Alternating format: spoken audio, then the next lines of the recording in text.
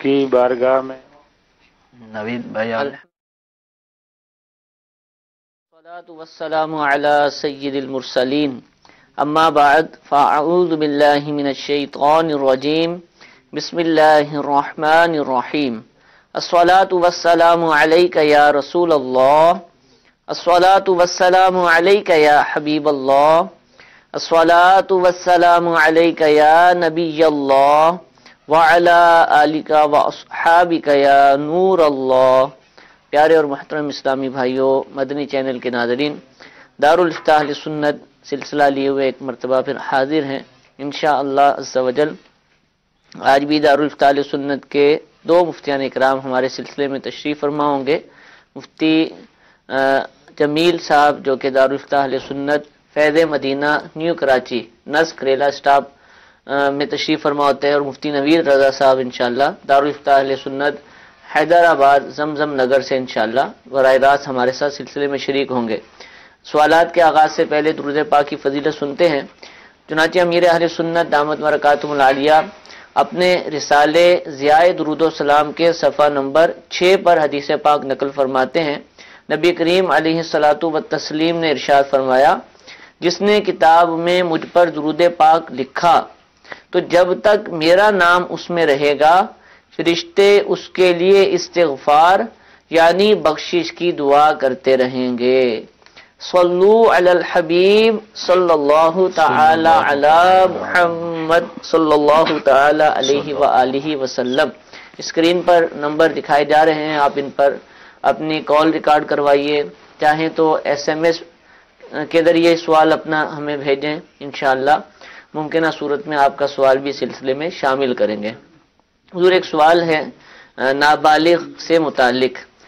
نابالغ کو جس طریقے سے ہم عبادت کی ترغیب دلاتے ہیں، بدنی عبادت کی، جیسے نماز پڑھو، حالانکہ اس پر نماز فرض نہیں ہوتی ہے، اچھا تھوڑا بڑا ہوتا ہے تو روزے رکھواتے ہیں اور بھی اس طرح کی چیزیں کرنے کی اس کو ترغیب دلاتے رہتے ہیں، تو کیا اسی طرح اس کو جو مالی عبادات ہیں جیسے صدقہ فطر ہے، ہم کہیں گے کہ بھئی تم اپنا صدقہ فطر ادا کرو، یا قربانی کے ایام آئے اور وہ مالدار ہے نابالغ تو تم قربانی بھی کرو، تو کیا اس طرح کی ترغیب بھی نابالغ کو دلوائی جائے گی؟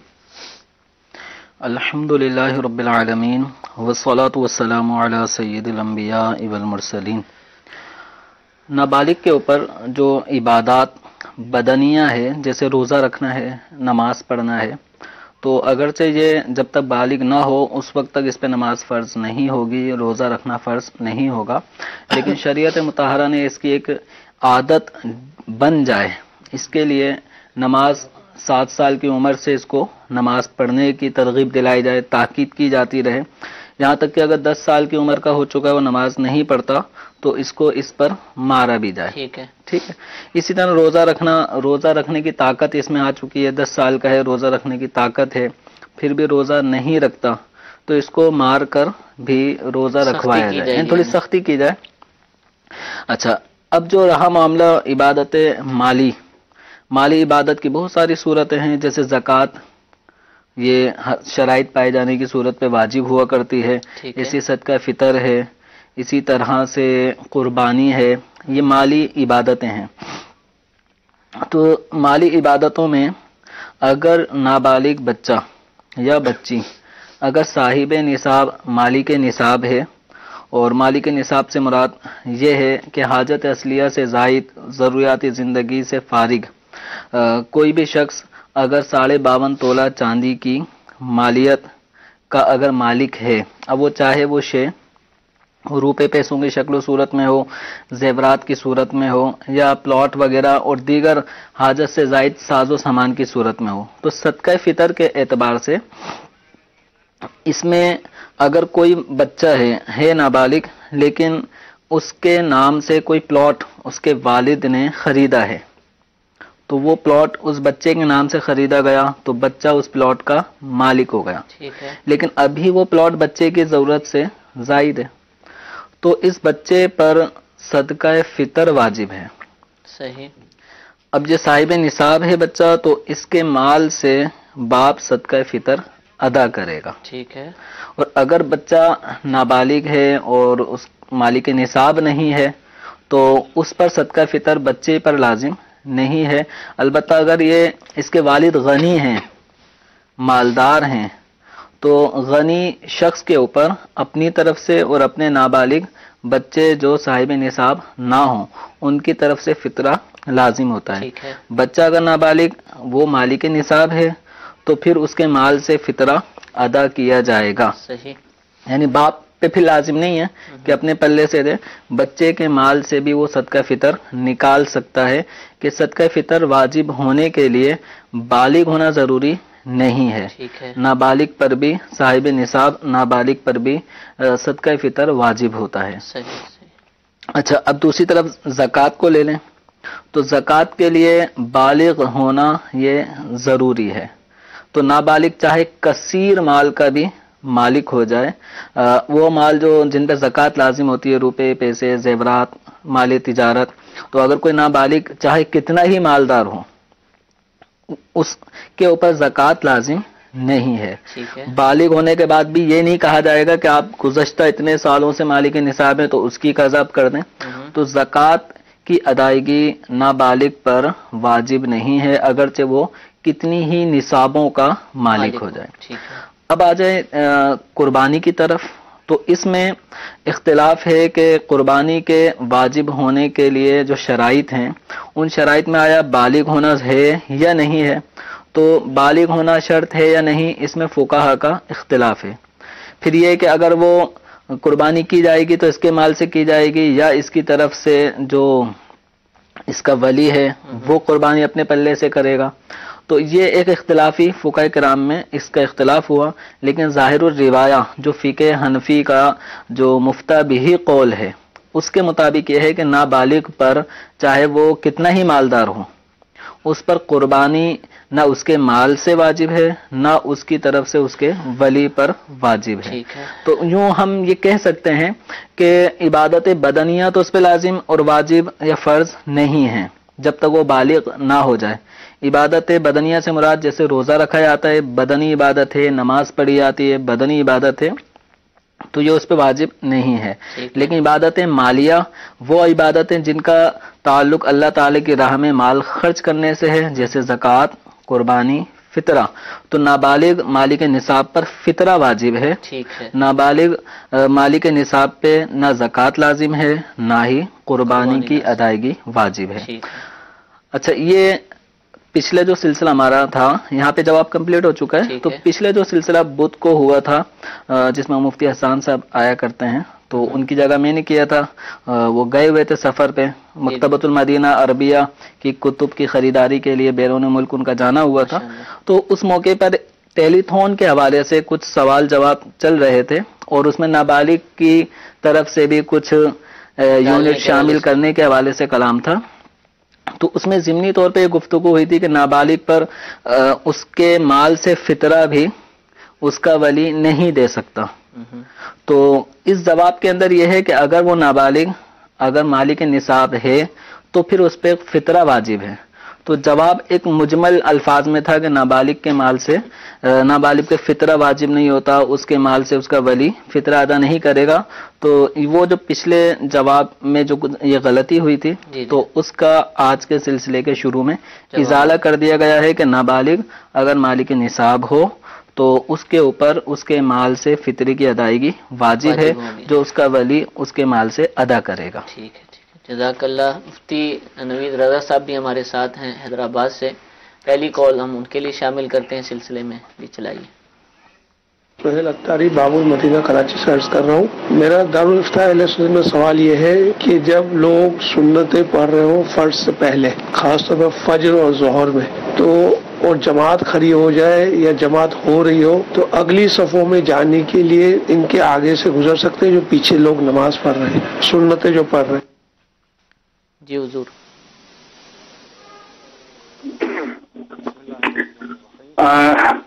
چاہے لوگ نوافل پڑھ رہے ہوں یا سنتیں پڑھ رہے ہوں یا کوئی فرض نماز پڑھ رہے ہوں تو جماعت میں شامل ہونے کے لیے ان کے آگے سے بغیر سترے کے گزرنے کی شرعاً اجازت نہیں ہے. تو ان کے آگے سے سترے کے ساتھ ہی گزرا جائے گا. اگر سترا نہیں ہے تو ان کے فارغ ہونے کا انتظار کیا جائے گا اگرچہ تکبیر اولیٰ فوت ہو جائے. ٹھیک ہے.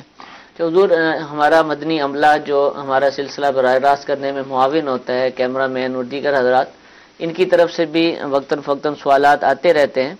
ایک ہمارے کیمرہ مین وہ اکثر ہم سے سوال کرتے ہیں، انہوں نے آج ایک اور سوال پوچھا ہے، وہ آپ سے ہی میں کر لیتا ہوں کہ کوئی چیز کھانے کی کھا رہے تھے، مثال کے طور پہ بسکٹ ہے یا کوئی اور چیز ہے، وہ نیچے گر گئی، تو اب کیا دوبارہ زمین سے اٹھا کر اس کو کھا سکتے ہیں؟ کوئی ممانعت تو نہیں ہے اس کے حوالے سے؟ ممانعت نہیں ہے، بلکہ روٹی کے ٹکڑے کے بارے میں تو اس کا ثبوت سنت سے ہے کہ روٹی کا ٹکڑا گر جائے تو اس کو جھاڑ کر کھا لینا چاہیے. ٹھیک ہے. تو یہ بسکٹ وغیرہ کا ٹکڑا گر جائے تو وہ چونکہ رزق ہے تو اس کے آداب میں سے یہ بھی ہے کہ اسے اٹھا کر جھاڑ کر کھا لیا جائے. اور روٹی کے لقموں ٹکڑوں کے بارے میں آتا ہے کہ جو اس طرح روٹی کا ٹکڑا اٹھا کر کھاتا ہے اس کے لیے مغفرت کی بشارت ہے. سبحان اللہ سبحان اللہ. البتہ بعض اوقات یوں ہوتا ہے کہ چائے میں بسکٹ وغیرہ ڈبونے کے بعد منہ کے قریب لے کے گئے تو وہ ٹوٹ کر نیچے گر گیا. تو اب ایسی صورت میں وہ اس کی حالت یہ ہوتی ہے کہ اس کو اٹھا کے کھایا نہیں جا سکتا. اگر اٹھا کے کھایا جائے گا تو اس کے اندر مٹی یا ریت وغیرہ شامل ہو جائے گی اور وہ آدمی کے لیے نقصان دہ ہو جائے گی. تو اس کو اٹھا کے نہ کھایا جائے، لیکن اسے پاؤں کے نیچے بھی نہ روندا جائے، کسی بیلچے کے ذریعے وائپر کے ذریعے اس کو اٹھا لیا جائے اور اٹھا کر ادب کی جگہ پر رکھ دیا جائے جہاں پر اسے پرندے یا دیگر جانور وغیرہ کھا لیں. ٹھیک ہے، جزاک اللہ. جی ایک اور کال چلائیے. جی میرا یہ سوال ہے، غسل فرض ہو تو اس میں یاد کچھ پڑھ سکتے ہیں یا نہیں؟ جی غسل فرض ہو تو غالباً کوئی آیت الکرسی کا پوچھ رہے ہیں، یا کوئی آیت پڑھ سکتے ہیں یا نہیں؟ غسل فرض ہو تو قرآن پاک کی تو مطلقاً کوئی بھی آیت نہیں پڑھ سکتے. ٹھیک ہے. البتہ ذکر و درود پڑھ سکتے ہیں، اور اسی طرح وہ آیات کے جن کے اندر معنی ثنا و ذکر پایا جاتا ہے تو ان کو ذکر اور ثنا کی نیت سے ان کو پڑھا جا سکتا ہے.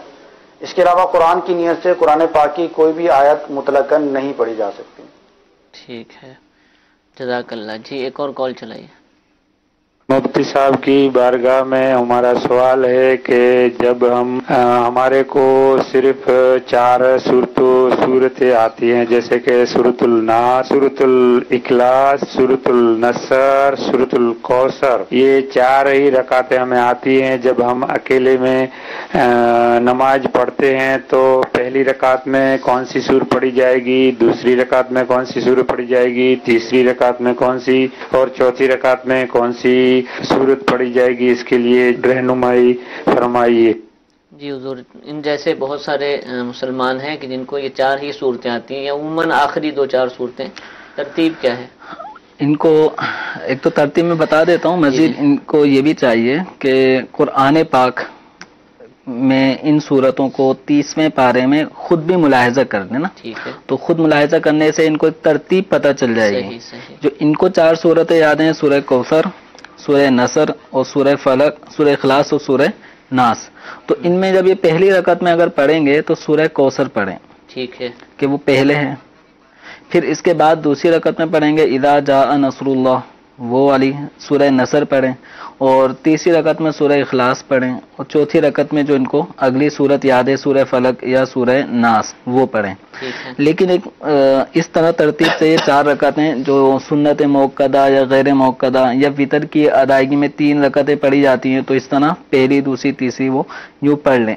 لیکن ایک زندگی ہماری گزر جاتی ہے اور ہمیں صرف 4 صورتیں، 2 صورتیں، 3 صورتیں یا 10 صورتیں، بس انہی کے گرد رہ کر ہی ہم پوری زندگی گزار دیتے ہیں. نماز میں بھی وہی ایک طرح رٹی ہوئی چیز ہو رہی ہوتی. تو اس میں تھوڑا سا اضافہ بالکل وقتاً فوقتاً کرتے رہیں.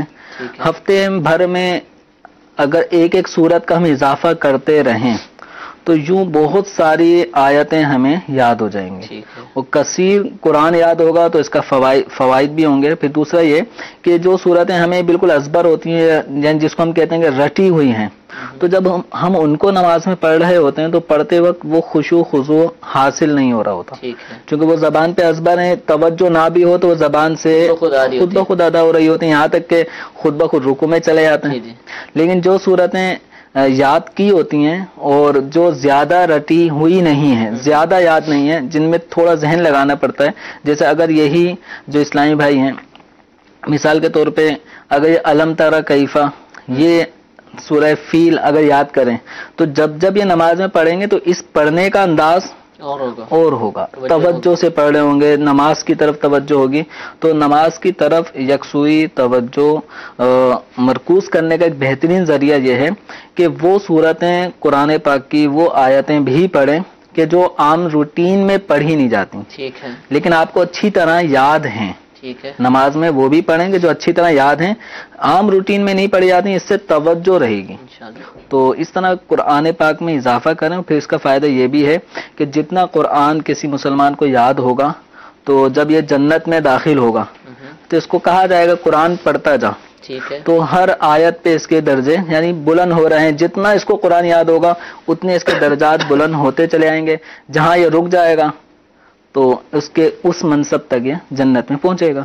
تو یوں ایک نفع والی بات ہے، زیادہ سے زیادہ قرآن پاک یاد ہونا چاہیے. حضور اب جیسے آپ نے ترغیب دلائی صورتیں اور بھی یاد کریں. اچھا بعض صورتیں مشہور ہوتی ہیں، وہ ساری تو نہیں یاد ہوتی لیکن اس کے کچھ آیتیں ذہن میں ہوتی ہیں، تھوڑا سا دہراتے ہیں تو وہ ترتیب سے یاد، جیسے سورہ رحمان کی ابتدائی آیات، سورہ یاسین شریف کی، سورہ ملک وغیرہ کی. اب یہ تھوڑی تھوڑی یاد تھیں، آپ کے ترغیب دلانے کے بعد غور کر کے مزید پختہ کر لی، 4 5 آیتیں مثال کے طور پر. اب یہ یاد ہیں اور یہ پڑھنا چاہ رہے ہیں نماز میں، لیکن اس کو یہ سمجھ نہیں آ رہی کہ سورہ ملک پہلے آتی ہے، سورہ رحمان پہلے آتی ہے، لہذا یہ پڑھ دیتا ہے، آگے پیچھے کر دیتا ہے. تو اس کے لیے کیا حکم ہے؟ نماز ہو جائے گی؟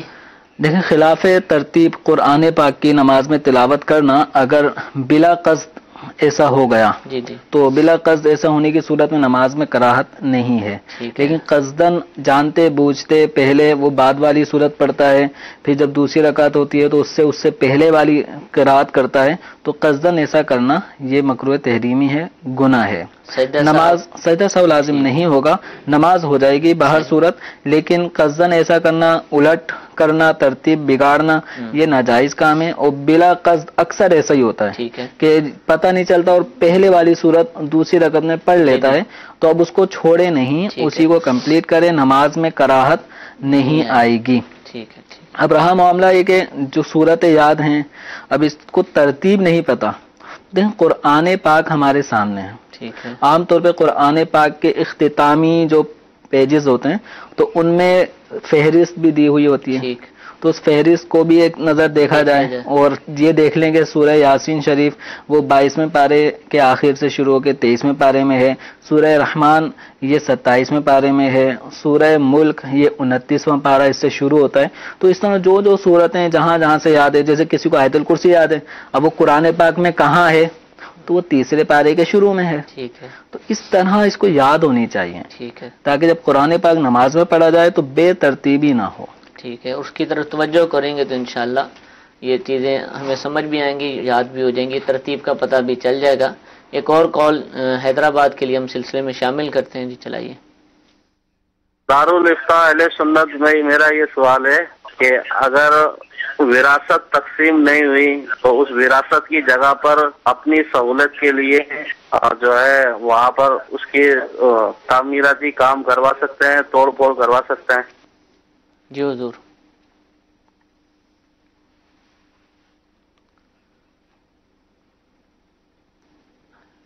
نوید صاحب سے سوال ہے، وراثت تقسیم نہیں ہوئی اور مکان وغیرہ بھی موجود ہے، اس میں تقسیم بندی کرنی ہے. شاید وائس جو ہے ڈسکنیکٹ ہو گئی ہے تو مجھے آواز سنائی نہیں دے رہی ہے، اگر دوبارہ رابطہ کر لیا جائے. جی ابھی جیسے مفتی صاحب سے رابطہ ہوگا تو یہ سوال ہم انشاءاللہ مفتی صاحب سے ہی پوچھیں گے. حضور میسیجز ہمارے پاس موجود ہیں. پہلا میسیج جو سلسلے میں شامل کروں گا وہ یہ ہے کہ چھوٹا بچہ جو پیدا ہوا ابھی، نیو بورن بیبی جس کو کہتے ہیں، تو کیا اس کے بال اتارنا ضروری ہے؟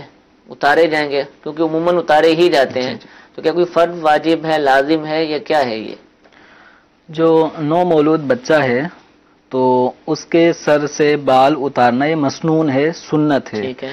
تو اگر کوئی نہیں اتارتا تو گناہ نہیں ہے.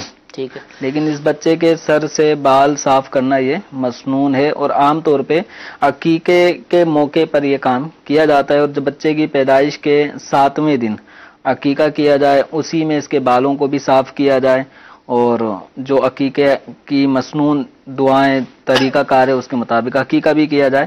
بالفرض اگر کوئی عقیقہ نہیں بھی کر رہا تو بچے کے سر سے بال کو مونڈے فائدہ مند بھی ہے. ہاں تو اس سے فائدہ ہوتا ہے. اور عام طور پہ یہ جو بال ہوتے ہیں یہ چونکہ بہت ہی نرم ملائم ہوتے ہیں تو اس کے بعد پھر اچھے بال آتے ہیں. ٹھیک ہے. اور عموماً لوگ 2-3 دفعہ منڈواتے بھی ہیں تاکہ وہ مضبوط بال بھی. اور ان بالوں کو بھی یوں پھینک نہ دیں. ان بالوں کو یا بچے کی جو نال کہلاتی ہے تو کچھ دنوں میں وہ بھی جھڑ جاتی ہے. ٹھیک. تو ان بالوں کو وہ بچے کے جسم سے جدا ہونے والی وہ نال ہے اس کو بھی زمین میں دفنا دیا جائے. صحیح. تو اس کے لیے کوئی قبرستان جانے کی ضرورت نہیں ہے. اپنے گھر کے قریب ہی اگر زمین آپ دیکھتے ہیں کچی جگہ ہے تو اس میں بھی اس کو دبایا جا سکتا ہے. اس کو یوں پھینک دینا یہ اچھی چیز نہیں ہے. ٹھیک ہے. ٹھیک ہے. ایک اور میں میسج سلسلے میں شامل کروں گا کہ کھانا کھانے کے دوران کیا دینی باتیں کی جا سکتی ہیں؟ کھانا کھا رہے ہیں بلا شبہ کھانے کے دوران خاموش رہنا اس نیت سے کہ ہم کھانا کھا رہے ہیں تو کھانے کے دوران باتیں نہیں کرنی چاہیے تو یہ کوئی شرعی حکم نہیں ہے. ہمیں شریعت مطہرہ نے اس سے منع نہیں کیا. دوران طعام کھانے کے وقت اچھی اچھی باتیں کی جائیں کہ قصداً خاموش رہنا یہ مسلمانوں کا طریقہ نہیں ہے. یہ مجوسیوں کا طریقہ ہے کہ وہ کھانے کے وقت چپ رہتے ہیں. ٹھیک ہے. تو اہل اسلام ان کو یہ طریقہ شریعت نے نہیں بتایا کہ کھانے کے وقت چپ رہنا ہے. اچھا باتیں کرنا جائز ہیں, جائز باتیں جائز ہیں. اور بہتر یہ ہے کہ ہم اپنی باتوں کو دینی باتوں میں کنورٹ کریں, اچھی باتیں کریں, دین دنیا دونوں میں کام آنے والی باتیں کریں تاکہ ہمارا یہ کھانے کا دورانیہ بھی مطلب صرف محض کھانے میں نہ گزر جائے, نیکیاں بھی اس میں ہم کر سکیں. ٹھیک ہے. شاید غالباً یہ سوال یوں بھی پوچھا جا سکتا ہے, یہ پوچھنا چاہ رہے ہوں گے کہ بالخصوص فقہی مسائل اگر کھانے کے دوران ہم بیان کریں گے اور سنیں گے تو ہو سکتا ہے کہ وہ سننے میں غلطی لگ جائے. تو شاید اس لیے بھی پوچھ رہے ہوں کہ بھئی دینی باتیں کر سکتے ہیں. اگر دینی باتوں سے مسائل مراد ہیں, ایک ہے دینی باتیں ویسے ایک اچھی باتیں, دین کی ترغیب, آخرت کا وہ جو ہوتا ہے توجہ دلانا, تو کیا فرق کریں گے یا مطلق کی جا سکتی ہے؟ بہت زیادہ بعض مسائل ایسے ہوتے ہیں جس میں غور فکر کیا جا رہا ہوتا ہے تو اس میں حلال حرام کا یعنی ذرا سی بے توجہی اگر ہو سکتی ہے, حلال کا حرام سمجھ میں آئے, حرام کا حلال سمجھ میں آئے تو ایسی گفتگو نہ کریں. لیکن نارملی دینی گفتگو, تبصرے, مختلف معاملات, کسی ارکان اسلام پہ گفتگو ہو رہی ہے, کسی نیکی کی دعوت دی جا رہی ہے تو نارملی اس میں کوئی ایسی خطا نہیں ہوتی کہ حلال کا حرام سمجھ میں آ رہا ہو, حرام کا حلال سمجھ میں آ رہا ہو. تو اس حوالے سے احتیاط یعنی گفتگو کی جا سکتی ہے. ٹھیک ہے. ٹھیک ہے جی. ایک اور کال چلائیے. ہند کے شہر جبل پور سے دلشاد اتاری بول رہا ہوں. میرا دارالفتہ اہل سنت میں یہ سوال ہے کہ کیا کوئی بے وضو یا بے غسلہ آدمی میت کو غسل دے سکتا ہے؟ برائے کرم جواب ارشاد فرما دیجیے. غسل میت کے لیے بہتر یہ ہے کہ جنبی غسل نہ دے, لیکن اگر کسی نے جنوب نے یعنی جس پہ غسل فرض تھا اس نے غسل دے دیا ہے یا جو بے وضو تھا اس نے غسل دے دیا ہے تو غسل میت ہو جاتا ہے. ٹھیک ہے. اچھا ویسے ضمن میں پوچھ رہا ہوں کہ میت کو نہلانا الحمدللہ ہماری مجلس تجہیز و تکفیر موجود ہے کہ جس میں اسلامی بھائیوں کو تربیت دی جاتی ہے اور وہ جا کر یہ کام کرتے ہیں. لیکن اس سے ہٹ کر دیکھا جائے معاشرے کے اندر تو اس کے لیے افراد مخصوص ہوتے ہیں میت کو نہلانے والے, غسال جن کو کہا جاتا ہے, اور وہ اجرت پر بھی کام کرتے ہیں اور کئی ماشاءاللہ فی سبیل اللہ بھی خدمات سر انجام دے رہے ہوتے ہیں. لیکن یہ اس کو اچھا نہیں سمجھا جاتا نا کہ میت کو نہلانے والا ہے.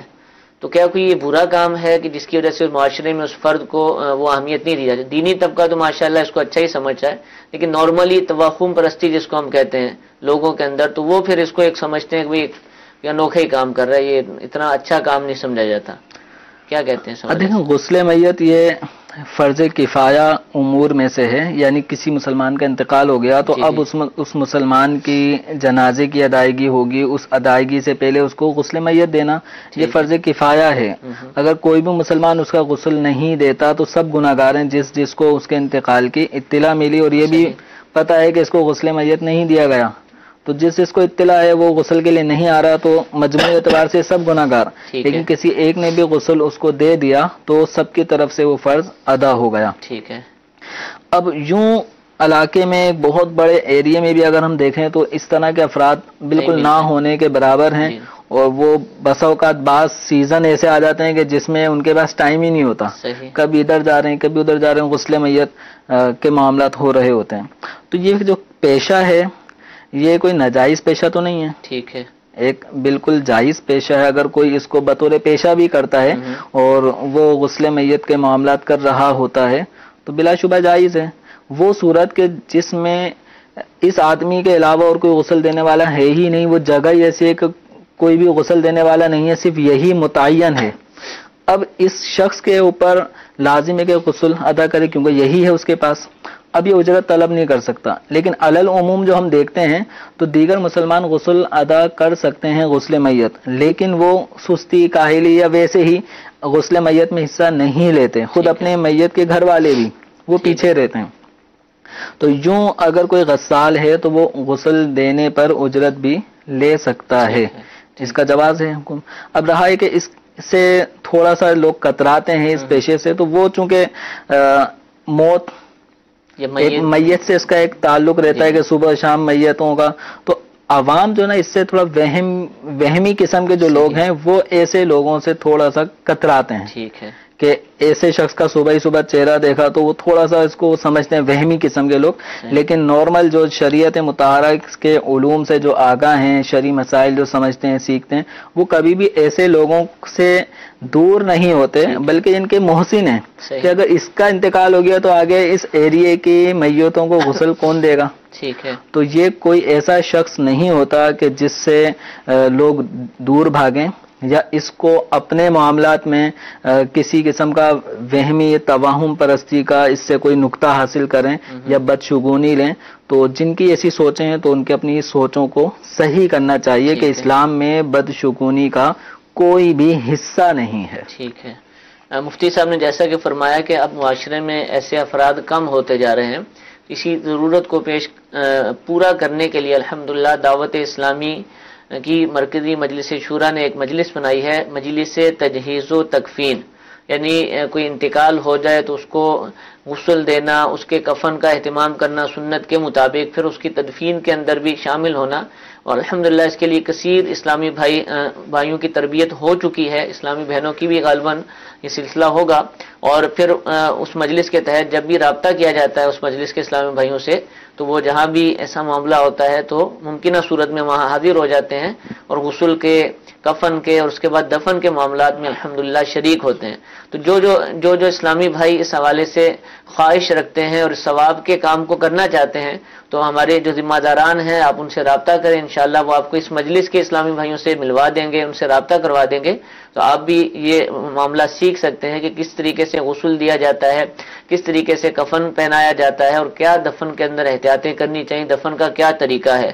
اور اس مجلس کے تحت الحمدللہ ایک تجہیز و تکفین کارڈ بھی جاری ہوا ہے. اس میں مرنے سے لے کر دفن تک کی جو چیزیں ہیں، جو سنتیں ہیں، آداب ہیں، ضروری چیزیں ہیں، الحمدللہ اس کارڈ کے اندر وہ لکھ دی گئی ہیں اور مختصر سا ہوتا ہے، اس کو فولڈ کر کے آپ جیب کے اندر بھی رکھ سکتے ہیں. مکتبۃ المدینہ پر یہ ہدیتاً دستیاب ہوتا ہے اور غالباً آپ کو دعوت اسلامی کی ویب سائٹ سے بھی انشاءاللہ یہ کارڈ دستیاب ہوگا. آپ اس کو بھی پڑھیں، چاہے آپ یہ کام کرنا چاہتے ہیں نہیں کرنا چاہتے، لیکن اس کارڈ کو پڑھنا انشاءاللہ آپ کے لیے بہت زیادہ فائدے کا باعث ہوگا. حیدرآباد مفتی صاحب سے ہمارا رابطہ ہو چکا ہے، ان سے میں وہی سوال دہراتا ہوں جو پہلے کال ان کے لیے چلائی گئی تھی.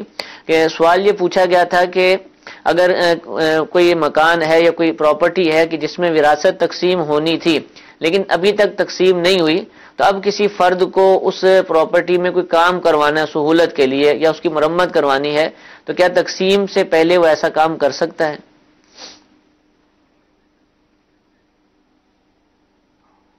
بسم اللہ الرحمن الرحیم. تقسیم سے پہلے کام ہو سکتا ہے، لیکن یہ سوال بڑا بذات خود ایک تفصیل طلب ہے. سادہ سے اس کا جواب یہ ہے کہ اگر وہ کچھ بھی کام کروانا چاہتا ہے تو وہ دیگر ورثاء سے اجازت لے لے، اور اجازت لینے کے بعد جو بھی تعمیراتی کام کرنا چاہتا ہے وہ ان سے کروا لے. اور اگر اس نے بغیر اجازت کے کوئی بھی تعمیراتی کام کروایا تو پھر ایسی صورت میں اگر اس کی کوئی قیمت بنتی ہے، مثال کے طور پہ اس نے کوئی کمرہ بنوایا ہے اور اس میں اینٹیں وغیرہ لگی ہیں، تو تقسیم کی صورت میں وہ حصہ اس کے حصے میں نہیں آتا، دوسروں کے حصے میں جا پڑتا ہے. تو ایسی صورت میں جو اس کی مارکیٹ ویلیو کے اعتبار سے قیمت بنتی ہے نا، ملبے وغیرہ کی، اینٹوں کی، دیگر چیزوں کی، تو اس کی قیمت مل جائے گی. ٹھیک. اور اگر اس کی کوئی قیمت ہی نہیں بنتی کہ مثال کے طور پہ اس نے پلستر کروا دیا تھا یا مطلب ٹائلیں لگوا دی تھی یا ماربل لگوا دیا تھا، اس کو کھیڑا جائے تو وہ بے قیمت ہو جاتا ہے، تو پھر ایسی صورت میں اس کو کچھ بھی اس میں سے نہیں ملے گا. ٹھیک ہے، ٹھیک ہے، جزاک اللہ. حضور میسج میں سوال یہ پوچھا جا رہا ہے کہ کیا تقسیم کے بعد اس کو کچھ بھی نہیں ملے گا. ٹھیک ہے جی، ارشاد فرمائیے مزید.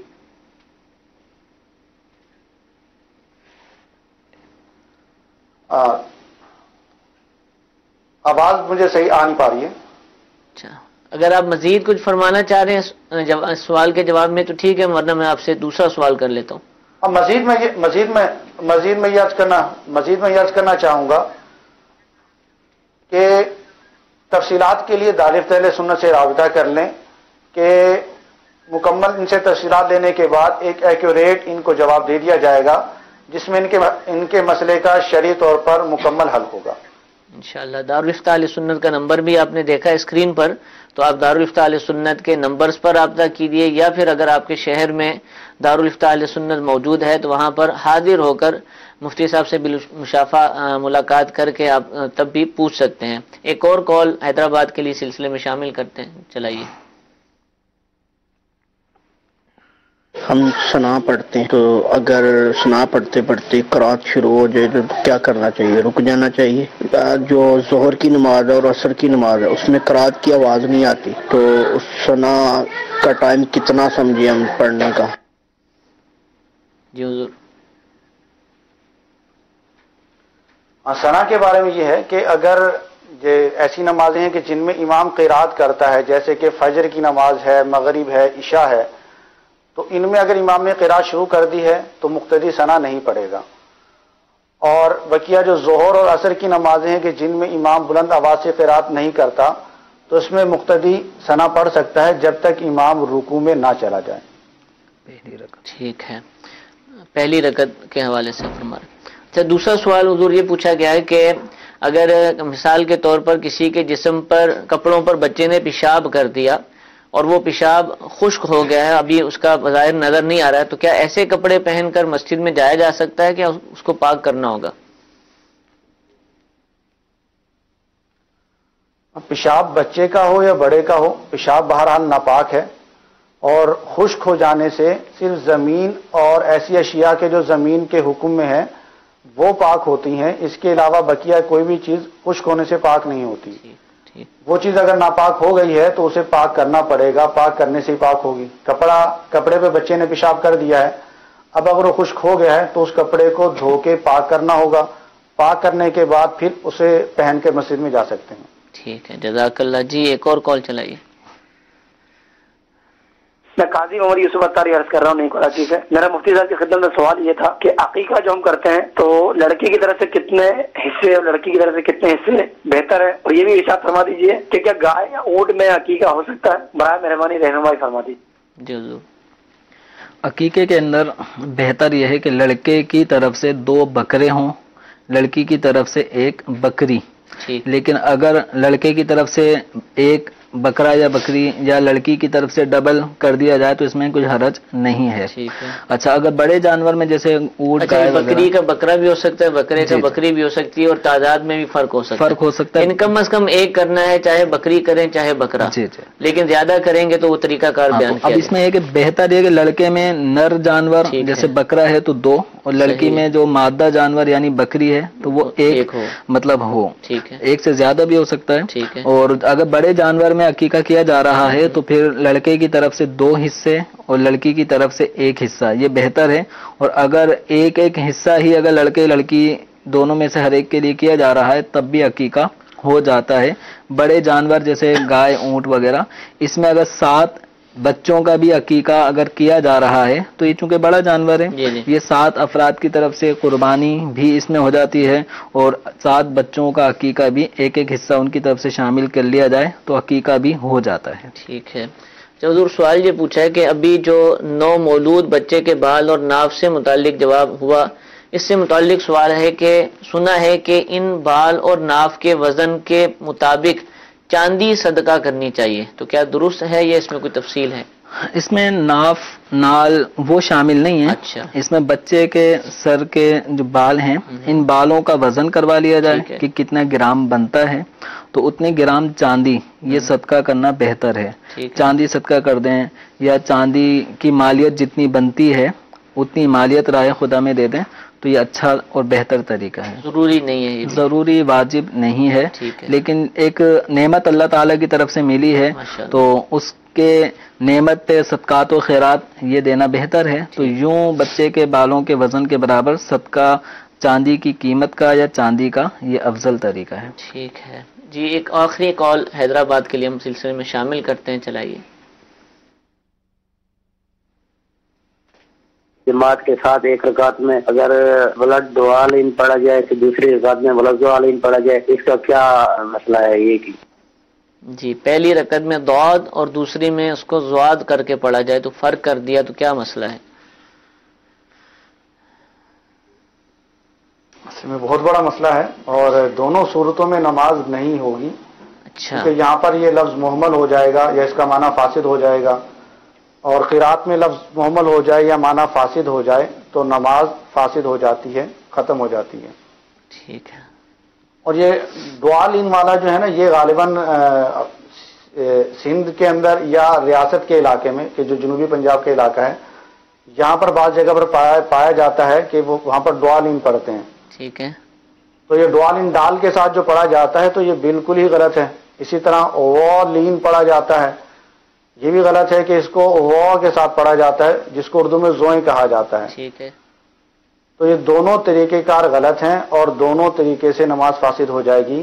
ضاد کو جو ہے اس کے مخرج سے ہی پڑھا جائے گا اور اس کا مخرج یہ ہے کہ زبان کی کروٹ کو اوپر والے داڑوں کی جڑ میں لگایا جائے. تو اوپر والی داڑوں کی جڑ میں لگا کر زبان کی کروٹ کو پھر یہ ادا ہوگا، یہ اس کا درست مخرج ہے. اگر نہیں آتا تو یہ سیکھنا فرض ہے، کیونکہ نماز فرض ہے اور ہر وہ چیز کے جس پر نماز موقوف ہے اس کا سیکھنا بھی فرض ہے. ٹھیک ہے.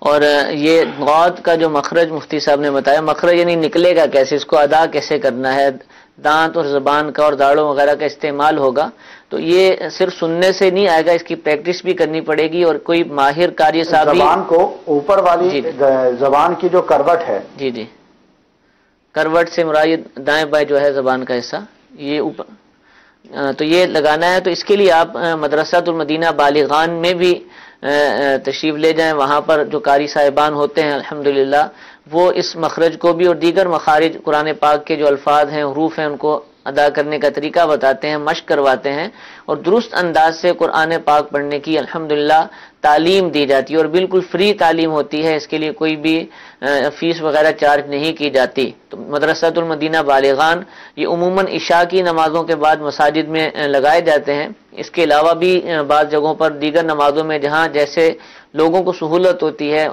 جیسا کہ فجر کی نماز کے بعد بھی کئی جگہوں پر ہوتے ہیں، تو آپ ان مدارس میں شرکت کیجئے. اسلامی بہنوں کے لیے گھروں کے اندر پردے کی پابندی کے ساتھ اسلامی بہنیں ہی الحمدللہ اس مدارس کو لگاتی ہیں، تو وہاں بھی آپ رابطہ کر کے اپنے گھر کی اسلامی بہنوں کو بھیج سکتے ہیں. اللہ تعالیٰ ہم سب کو عمل کرنے کی توفیق عطا فرمائے. انشاءاللہ عز و جل کل پھر دارالافتاء اہل سنت کے سلسلے کے ساتھ حاضر ہوں گے. کل سے دارالافتاء اہل سنت کا سلسلہ 6:20 پر براہ راست نشر ہوگا. پاکستانی وقت کے مطابق 6:20 پر انشاءاللہ یہ سلسلہ آپ دیکھ سکیں گے. اللہ تعالیٰ ہم سب کو نیکی کرنے، نیکی کو پھیلانے اور دوسروں کو ترغیب دلانے کی توفیق عطا فرمائے. آمین بجاہ النبی الامین. صلو علی الحبیب صلی اللہ تعالی علی محمد صلی اللہ علیہ وسلم. گزارے کیسے زندگی، آؤ علماء سے پوچھ لے، آئے جو مشکل پیش کوئی، آؤ علماء سے پوچھ لے.